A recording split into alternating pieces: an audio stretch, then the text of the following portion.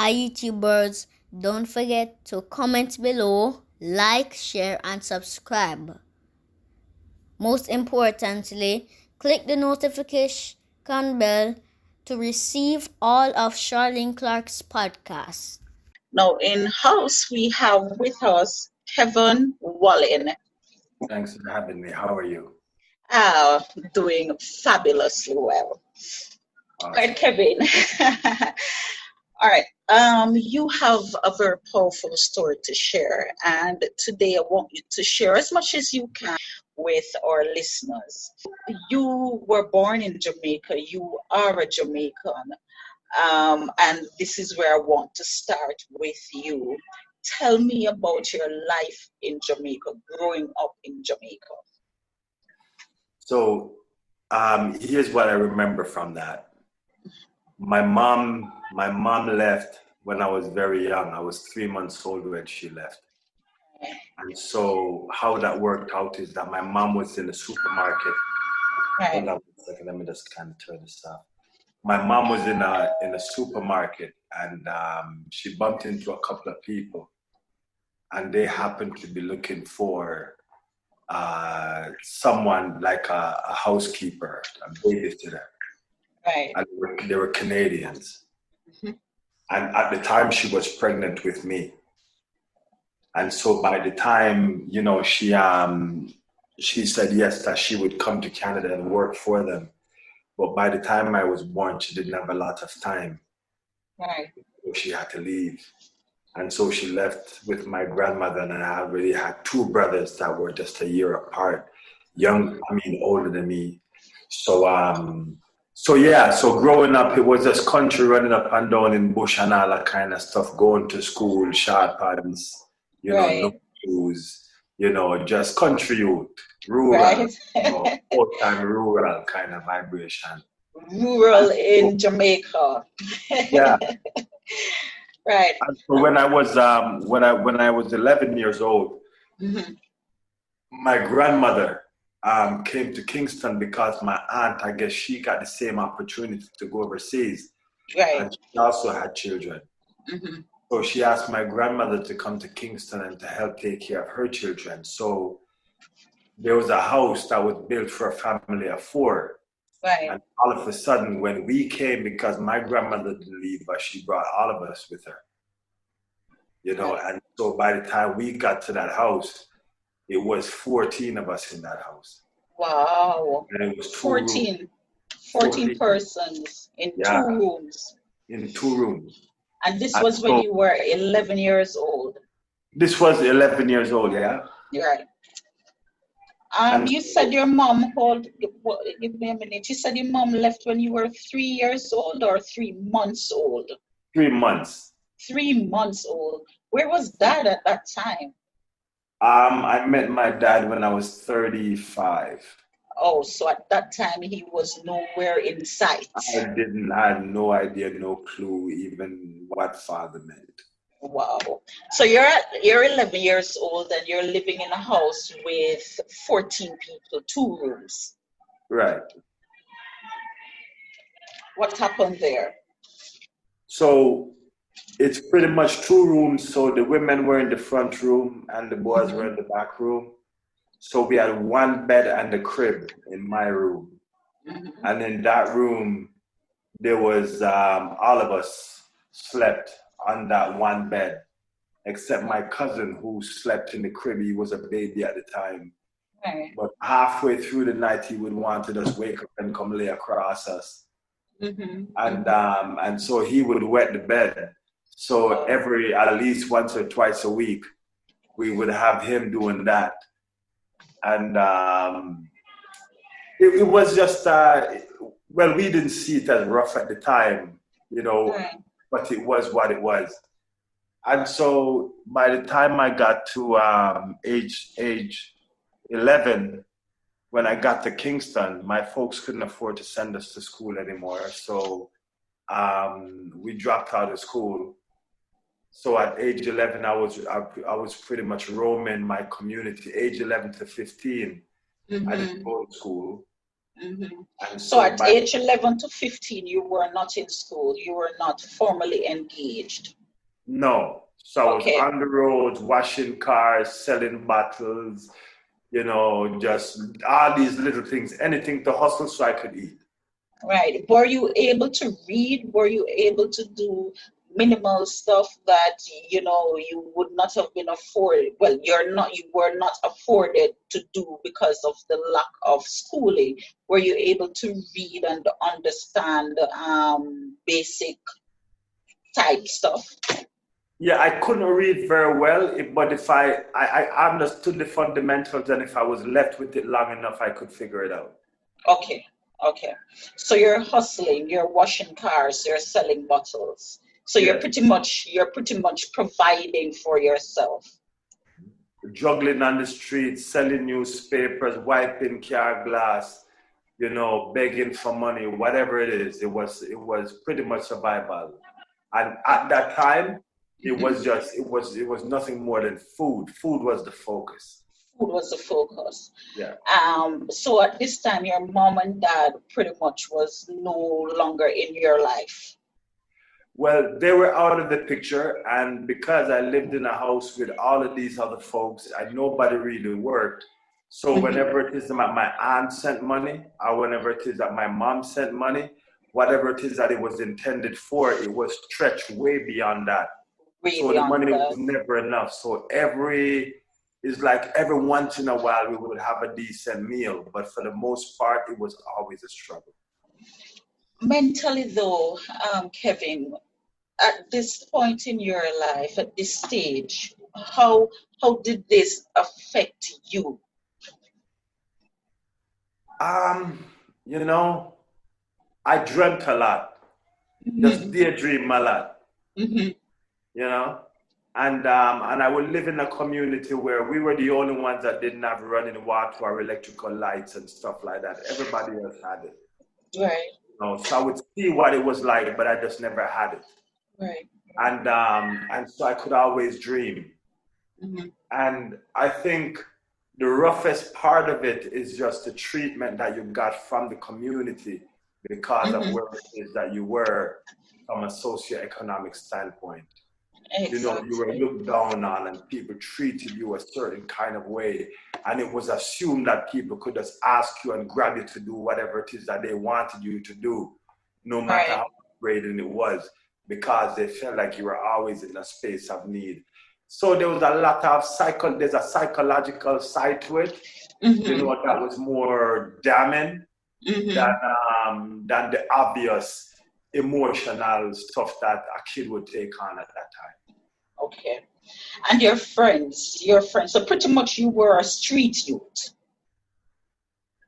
Yeah, I was a street youth, but I lived in a community. I lived in You Stadium Gardens. So mm-hmm. during the daytime, I would go You would ahead go and and do what it is hustle. that I do and do my hustle. But I Right. always came home and I lived in a safe community. So even though my house didn't have certain kind of things, and Mm-hmm. beyond the way that people would treat me or whatever the case is, I was relatively safe in that space.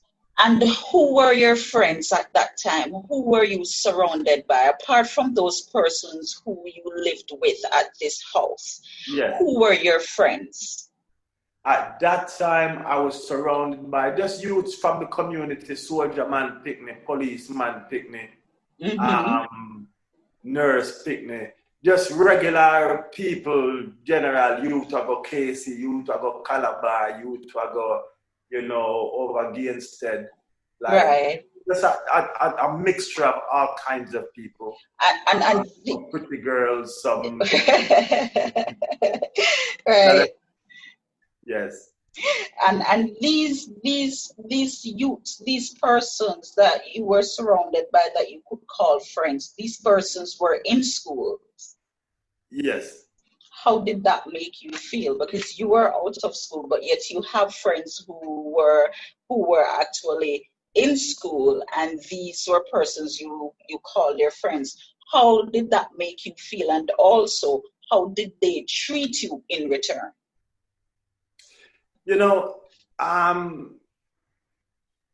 Really and truly, I didn't feel any difference in terms of the treatment.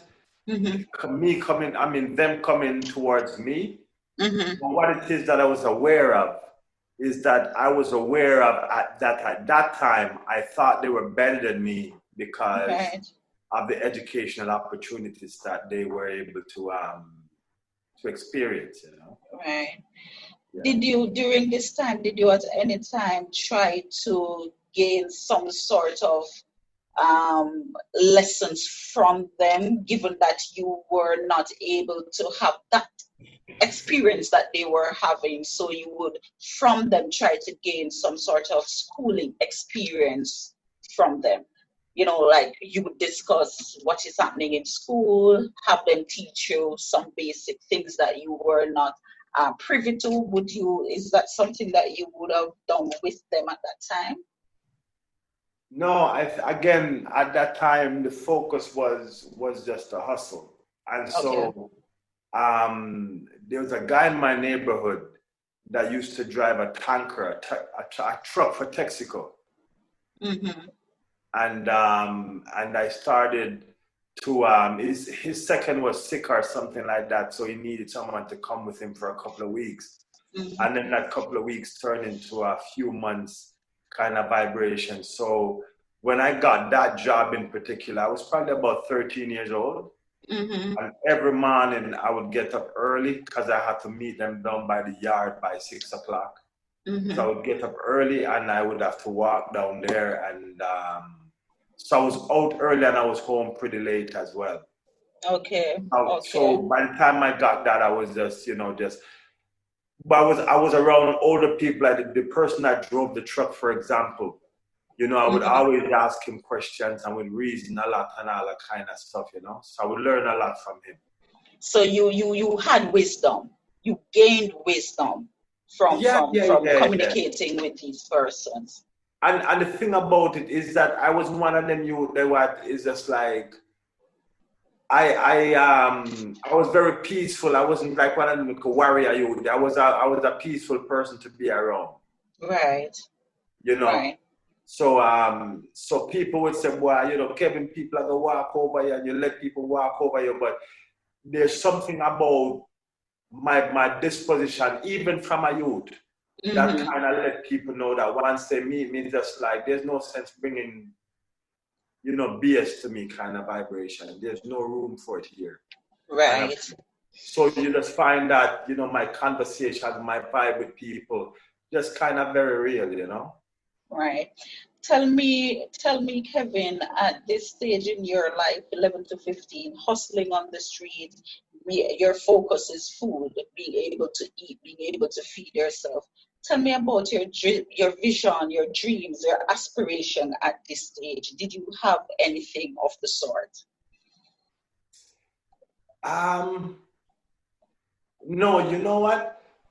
Even as you say that just now, it just flashed back to me. It was day by day. It Right. was absolutely day by day. It was just really survival. I never had dreams of owning a car, for example. You know Mm-hmm. what I mean? Maybe a Mm-hmm. bicycle, but not a car. A home. I just never saw it. I just kind of saw myself living somewhere, but just never having dreams of owning my home and having children and just never that. Because of the way I came into it and what it is I Mm-hmm. saw around me, like on a daily basis, it was a constant struggle. And I don't think at that age, Mm-hmm. there was not enough going on in my life that separated me from my struggle. So I was in my struggle.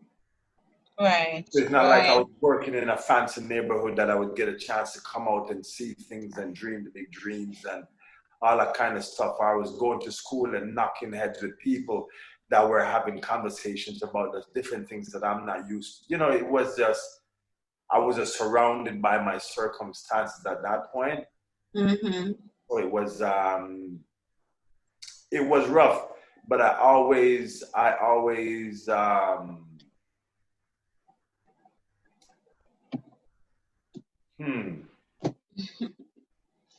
Yes. Having flashback memories. yeah, but there's some way, somehow I always knew that I'd be okay. Yeah. Great. Yeah. All right. So at what point did you see some light of at the end of the tunnel? I mean, at this moment, you would not believe or you'd not think that you're in a tunnel because your focus was merely on survival and you were doing okay with that. But when did you begin to see a little change that probably will redirect your focus? Well, here's the deal. I wanted life to change. I wanted things to shift.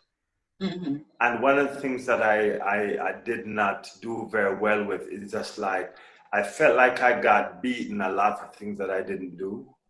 Mm-hmm. And a lot of the times, the reason why that happened is that when people would ask me stuff, there's a smirk or there's a thing that I have with my face. That's a character of my face. It looks like I'm always smirking or smiling. So I'm always accused of being guilty because of my smirk, but it's just the way I am. I just always look like I have to do that, I suppose. Mm-hmm. And so I got into a lot of trouble for that kind of vibration, you know? Right. So one of the things, just like when my mom was getting ready to take us and the beating, you know, the constant beating, and it was just like everything that you did wrong, there was no conversations about it. It was always a beating. Right. So I was on the phone with my mom all the time, just bawling and begging her to just kind of take me away from all of this because I just feel like they're gonna kill me down here. Right. Kind of. Right. And so she went ahead and she did the paperwork. And so that's in Canada. She now resides in Canada. She now resides in Canada. At this time she was married. She filed for myself and my two brothers. Mm-hmm. So we were now getting set to go meet her and new family in Canada. Okay, brilliant. And how did you, when you realized that this was the process that is now being explored, how did you feel about that? You know, how did you feel that, yes, there will come a change? I did not know how, but you know, back in the day, especially when people hear about foreign and think about foreign, you just think, so once me reach over there, everything is everything. Everything is everything. So that was kind of the thing. So my mindset was uplifting. Everything when I think about it now is just like when we were getting ready to go. Oh God. The excitement. All I could see was just like leaving all my troubles behind. It was unreal. So I was excited to say the least. You say no, at this point, you reached out to your mother. You were consistently in dialogue with your mother because of the fact that you were, reprimanded harshly and you felt that you could not take this anymore. And you wanted her to be that escape route for you. Yeah. The way my life was in Jamaica at the time, I just could not see my way through.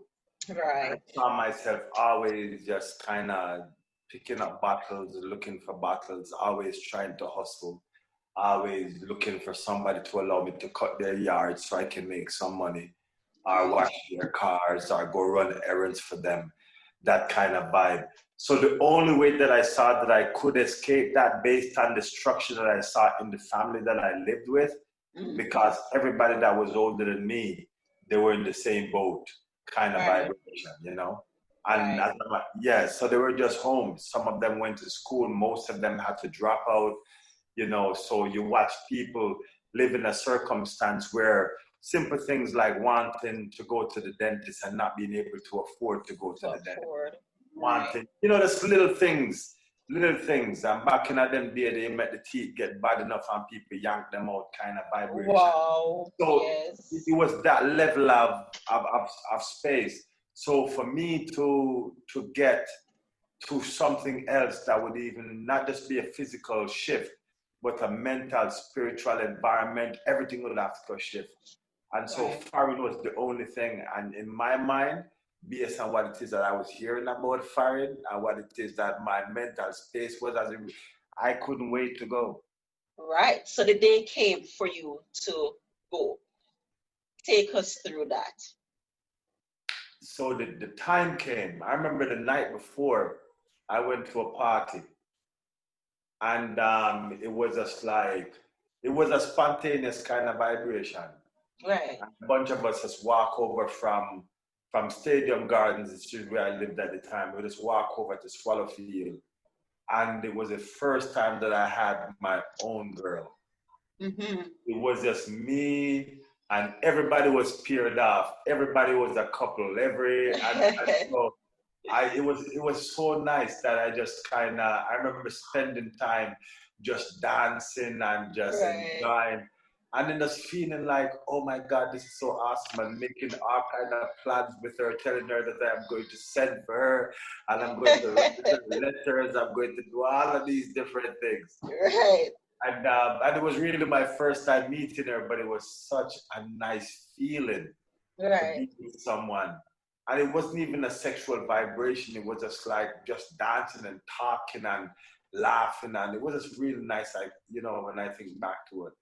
Right. So the day of, my mom sent us clothes that we for us to wear. Mm-hmm. And I'm telling you, we must have been the laughing stock of the entire world. Oh my God. Yes. Just picture it. We were all, it was corduroy suit. And when I say suit, I talk about pants and jacket. Right. Like a pants with a shirt, pants and jacket with a shirt for match and vest. Right. And my brother, I don't remember both brothers, but I remember one brother in particular. His came with a corduroy hat. So, Right. yeah, so I mean, real puppy show. But anyhow, so we were all dressed up Right. and stuff, and we were on the plane. I remember us being on the plane and wondering how we're gonna know what this lady's gonna look like, because even though we were in some kind of contact, back in that day, they would never have pop pictures and phones and all that kind of stuff. If you get pictures, you have to send in an envelope and come through, Mm-hmm. So we didn't have a lot of that kind of vibration. So when we got to the airport, I remember just kind of looking over, and right away, I picked up that it was her. Right. And I remember walking over to her, and she was with her husband, and just standing there and not knowing what to say or what to do, because I met her once when I was 5 years old. She came back to visit for a week. Right. But all I can remember from that visit is that the night before she left, I got burnt with oil. And then the night before she left, I was sitting on her lap and she was combing my hair. Those are the two things that stand out in my mind about her visit. Other than that, there's not much that I remember of her until seeing her in the airport that day. Mm-hmm. So when she said, "Don't you hug your mom? You haven't seen her in a while or seen her for so long." And so it was like reaching, and it was kind of a hugging a stranger kind of vibe. It was a strange moment. But at the same time, I knew that moment, there was something about that moment. I felt safe though. Right. In the midst of all of it being strange, I felt like there was almost like a sigh of relief, because to me, mother meant that once I'm with her, everything is gonna be okay. Be okay. Right. You felt that sense of belonging. Yes. Okay, so now you're in Canada. Tell me about school. Tell me about the next step for you. So we got there January 27th, 1985. I was 15 years old. We didn't start school until March break that year. Right. So prior to that, we just kind of got accustomed to the community. You come from a space where you don't have anything. So my sister had a little girly bike in the garage, and every day the three would pad the bike up and down the community road, because we're just so happy to have a bicycle and we just ride it up and down. And so that was a vibe. And so then we got to know the community a little bit. I think what was really, really cool is just getting to the space where you lived in a regular home where food was available. And you Right. were warm and you had places where you could shower and you had a good bed. And This you had must have been really wash your clothes. strange for you because now the food is there for you. You don't have to go out in seek of it. Yeah. Must have felt good. It was strange at first because I remember the first night when my mom brought us into the house and she said, "Okay, guys, so well, first of all, the whole idea of driving home in a car that is owned by your parent or your mom, driving to a house that is owned by your mom, where you're gonna have your own room and you're gonna have the, oh my God, it was so overwhelming. So surreal. I remember walking into the house and my mom saying, "Okay, guys, go wash up and get ready for dinner." And so she pointed us to bathrooms. There were bathrooms downstairs, bathrooms upstairs. And so I remember going to the bathroom downstairs. And I remember walking into it. And though I know what electric lights were, I just never had them in my house. For as long as I can remember, we never had electrical lights. We live in a community where everybody else had it, but we never had it in our house. Right. And I know what it's like to have, I know what running water is, but I just don't know what it's like to have it in my house. Right. I know what a flushing toilet is, but all of these different things. And here I am standing in a bathroom the first day of the rest of my life, so to speak. From here on in, all of these things that I never had for most of my life, for all of my life, because in the country, it's pit toilet and this and that. So everything that I'm in right now is brand spanking new. Right. Oh my God, thinking about it right now as I speak to you. It brings back that overwhelming feeling. Oh my God. Yes, absolutely. I'm interested to know about school though, because in Jamaica you were not in school. Age 11 to 15, you fell out of school and you had to drop out. No reason of no cause of yours, but because of situation and circumstances. Now in March, in a new country, you were now going to be attending school. Tell me about that transition.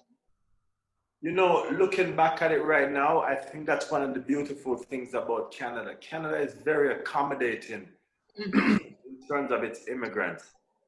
So they expect people to come into the system. So they have this program like ESL, English as a second language kind of vibration. And so there are different programs that focus on getting people who come from different countries with different educational backgrounds to get settled in.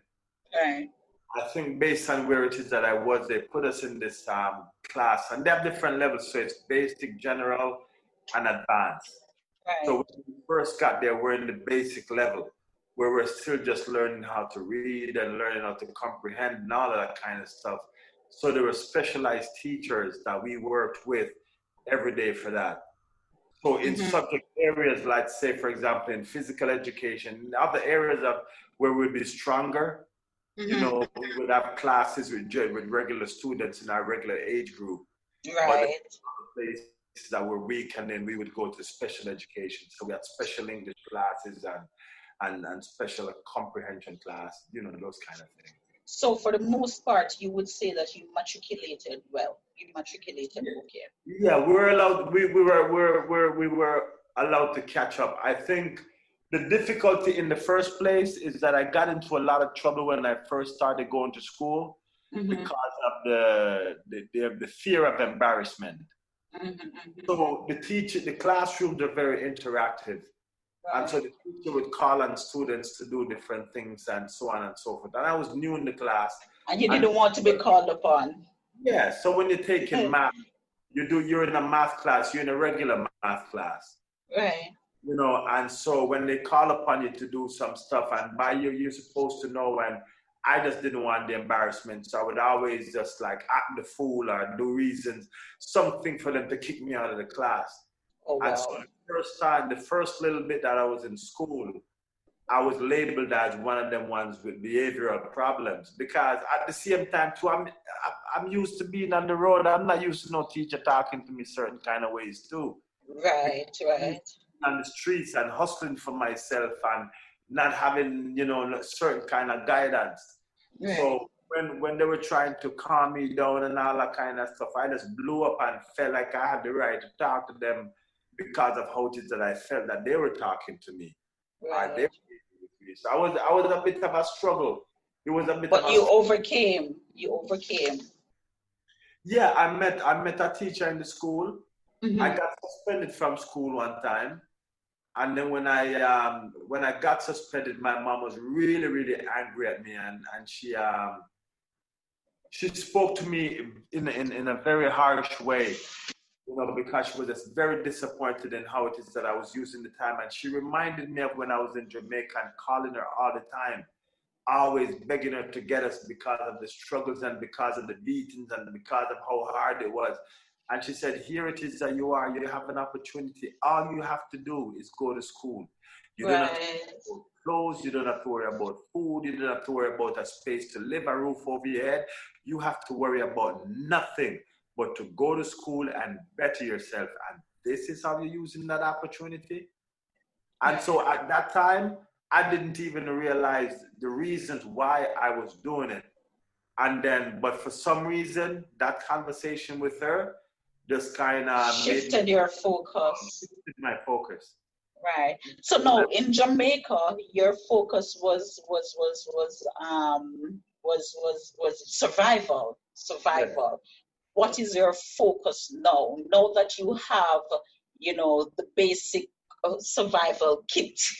It's given to you. So you have shelter, you have food, you have clothing, right? And you have a safe space. What now was your focus? In the initial stages, it really was just to make a difference, or just to be a difference. Right. I felt from early that my struggles and the things that I went through, that if it is that I was just to fail and become a nothing, then it would be a nothing. Right. So I understood that very early, that if it is that I can overcome this, then, I can make a difference. All right. And so by the time I got to Canada, the reason why I even started to vibe that is that after I got suspended and I came back to school, I met my wrestling coach. Right. He became my mentor, and even to this day, at age 50, I still consider him to be my mentor. Brilliant. Tell me about some of moving forward into your life now. So you are in school and your focus has shifted, and now you're making better of yourself. Tell me about some of your achievements, some of the things that you acquired, and your space, your mindset at the latter years in your life in Canada. At this point in time, I had started wrestling in high school. Mm-hmm.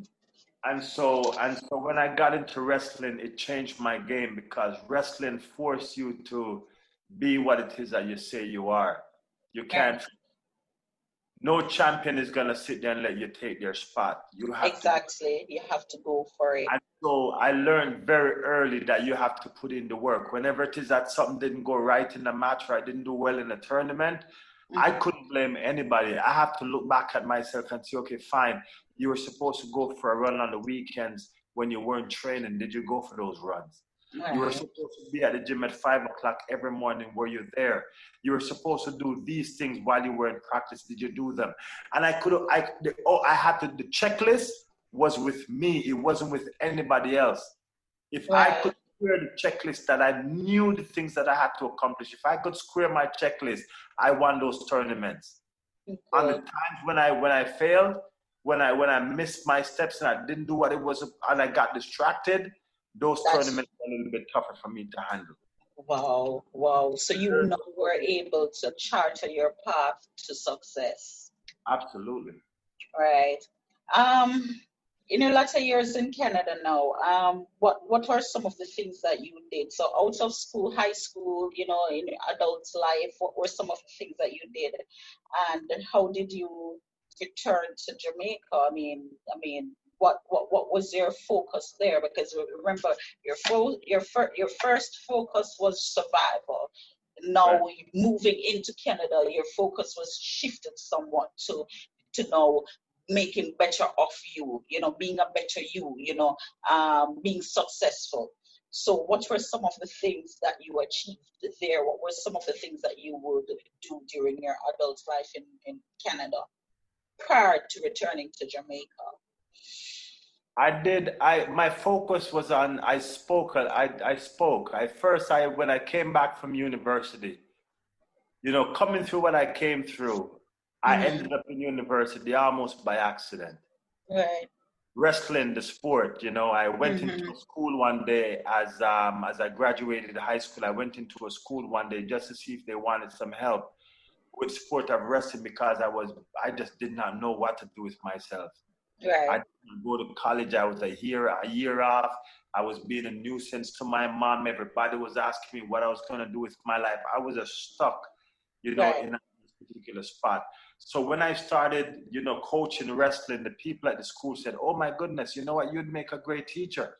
These kids are really coming together since you started to coach them." And so one day I went to the school, and unbeknownst to me, they pulled me into the office, and they had these forms that were filled out, and it was forms for universities, 3 of them, and they just asked me for information that I didn't have. And you know what I said to? I just said, you know what? Whatever. They're gonna look at my grades. They're gonna see whatever. I'm not gonna get accepted. So I have nothing to lose. So I signed what they wanted me to sign. I gave them what they needed, and they sent the papers off. And that summer, I got my replies, and I was accepted in those universities, all 3 of them, because in Canada, I can get into school as a mature student, so they don't look at your grades that much. They look at your, and at that time I was 21 going on 22. Right. So I went to university because of that. So by the time when I got to university, I got a scholarship, and the scholarship that I got was for Black kids, and I was one of the first Black kids from my high school to go to university. And a part of the scholarship was that I had to come back to my high school 3 times a year and speak to other Black kids about university in a to want to go. And so at that point in time, I picked up the whole idea. I love the motivational speaking side of it. I love the fact that I was motivating these kids to do something. I love the fact that I could come to them and just speak to them about my experiences. And that was the kind of thing that would get them to open up their eyes about what was possible. And so that kind of shifted me to a point where I just wanted to serve. I found a community that I could serve. Or a space that I could be of benefit to some other people, you know. Right. So that became my thing. So I started a motivational speaking thing. So when I came back to the high school that helped me to go to university, and I did some supply teaching with them for a while. But then shortly after that, I packed my bags. I got some brochures made. And I touched the road, and I said, I want to be a motivational speaker. Now, what happened next? You're back in Jamaica. You've decided that, you know, this is your desire, this is your dream, but yet you did not remain in Canada. The opportunity that you thought would have changed your life forever, but you returned to Jamaica, where it all started. Tell me a little bit about that now. So the journey home was kind of weird because I wasn't ready to come home. Right. You know, in the sense, I was ready to take my career to the next level. I met my brethren, Reuben Hurricane Carter, and this is the guy that Denzel Washington played him in a movie called The Hurricane a few years ago. Right. That told about his story. So he and I became really, really good friends. And I felt that man spent a tremendous amount of his time pouring into me, teaching me, talking to me, getting me ready for this journey, but I didn't realize what he was doing. Right. So by the time I was ready to come to Jamaica, his life was just taking off because the movie was just coming out. He was booked to go to Larry King Live, Oprah Winfrey, those kind of things. And I was his sidekick at that point. So wherever he went, I went. So I was looking forward to all of these different experiences, these new experiences. And my brothers, who were my business partners at the time, they came and they said, look, you know, we're going to do this business in Jamaica and we're going to really make a go at it. You know, we want you to come with us. And I said to them, I said, look, I can't come right now. Just give me some time. I'm doing these things with Ruben. When I'm through, then I'll come down. They said, no. They were okay with that for a little bit. But then they got back to me and they said, you know what? No. If you stay with Ruben and you're a success, we're never going to see you. And if it is that you fail with Ruben or something, then we're going to see you. We're not okay with that.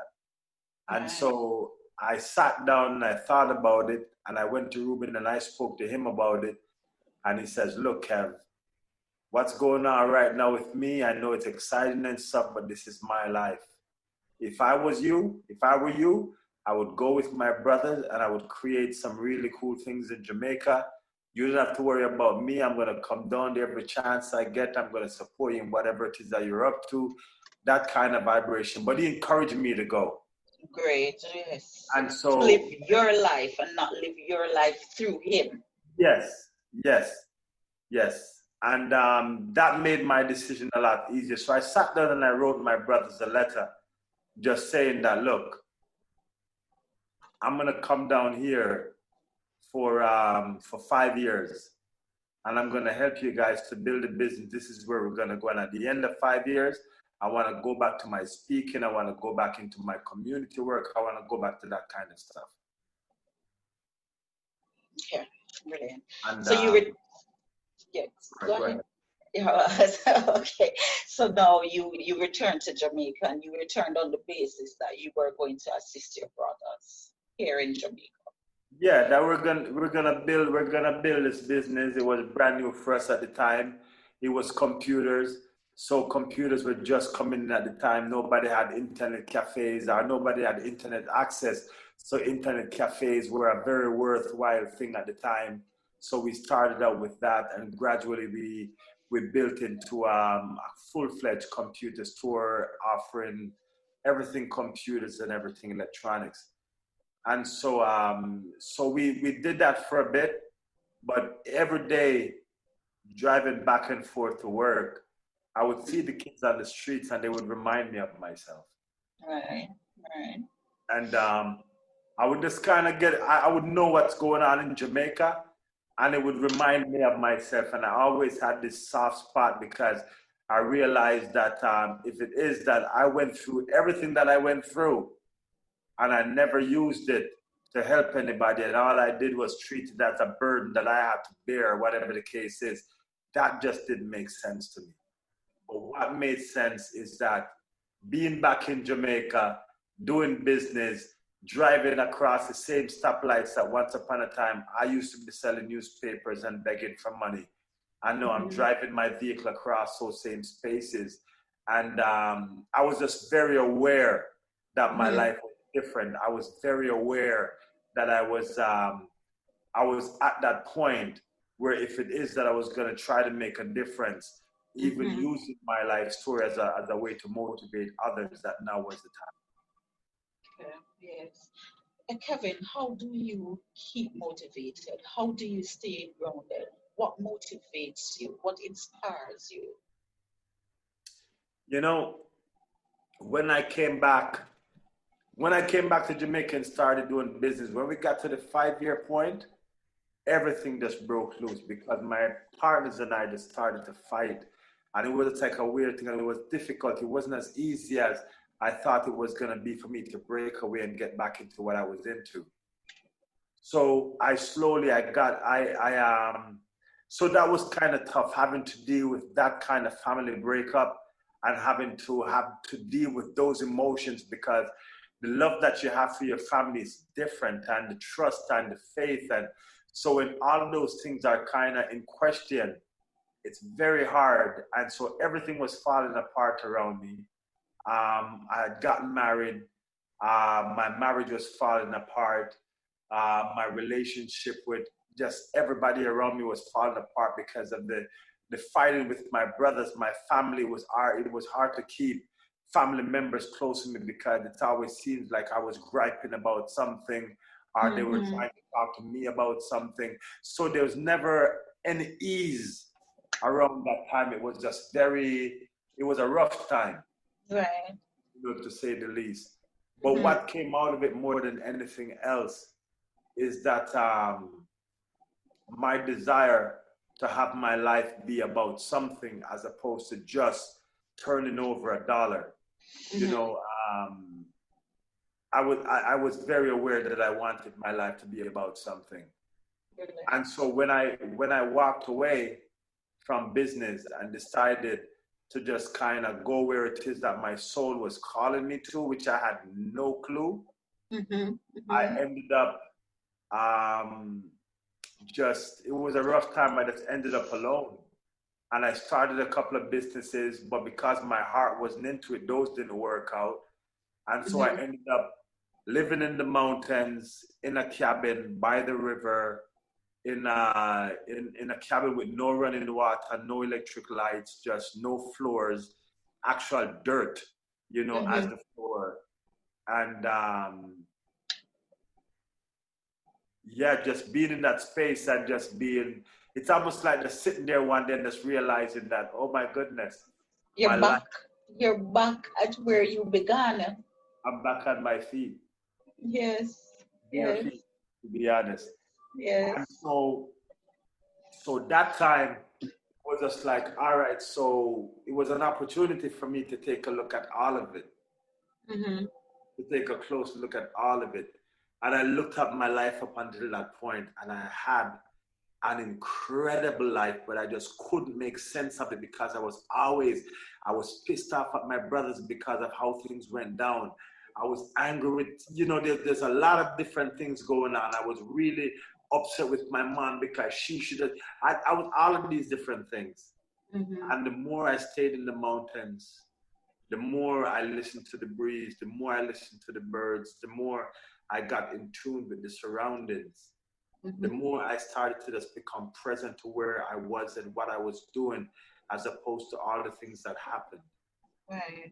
Able to reflect in a more constructive way. Right. And so I started to introspect. And when I started to introspect, I could see clearly where everything that happened in my life brought me to where I was. And as uncomfortable as it was, I was very clear that if I made certain adjustments, that I could move forward with a lot more peace and a lot more just ease than I was going through at the moment. Very powerful story, Kevin. Very powerful, very humbling story. What would you say to our listeners?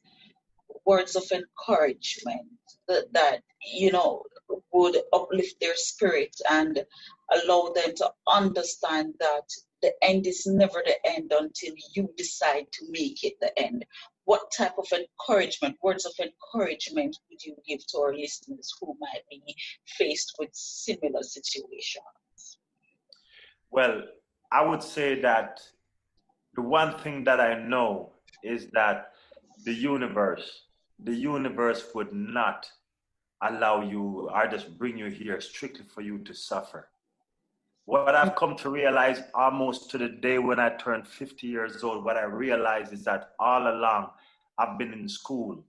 I've been collecting experiences. I've been doing things. I've been learning all these real experiences. And I look back and I said, all of these things that I've been through, there's no way that the universe could have just chosen me to go through all of that suffering if there was not a reason for it. Right. And so when I take a look at what it is that I've become and who it is that I've become, because of some of these situations, I'm able to do a lot of different things. And so even as a way to support myself and as a way to earn a living, you know, I'm a fitness guy. I'm completely into fitness. And what it is that all throughout whatever it is that was going on with me, I was always still maintaining my fitness. And so because I lived in the mountains, I had to climb up that hill every day. And as difficult as it was, it kept me in shape. It was up a mountain. It was excruciating walk. But doing it every day, after a while, it just became a part of me, and it kept me in shape. So now if someone calls me and wants me to train them, I can use that as a way for me to sustain myself. I can charge a fee for that. Because of the experiences that I've gone through and the fact that I now recognize that they were lessons that I learned from, and I can now share them with other people in a way that they can learn from them and take it easy on themselves and recognize that what it is that you're going through now, it's just straight a part of your journey. It's not the destination, it's a part of the journey. You're gonna have bumps and bruises, you're gonna have potholes, you're gonna have all of those kind of things.